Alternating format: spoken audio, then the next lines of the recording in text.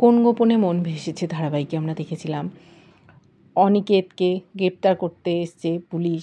অরুণাবরীর লোক, অরুণাব টাকা দিয়ে কিনে নিয়েছে পুলিশকে।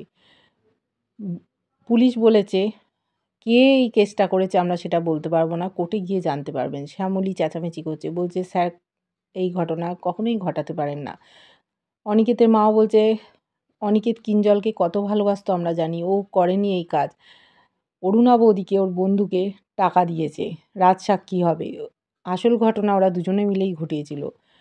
পুলিশ অনেক দিন থেকে টার্গেট করেছিল অনিকেতকে, এইবার ওকে তুলে নিয়ে গেল। শ্যামলী কী করবে, হুইল চেয়ারে বসে আছে। ও বলছে স্যার আমাকে বাঁচিয়েছেন, আমিও স্যারকে বাঁচাবো। এর জন্য ওকে হাঁটতে হবে, চলতে হবে, প্রমাণ জোগাড় করতে হবে। কি করে শ্যামলী পারবে?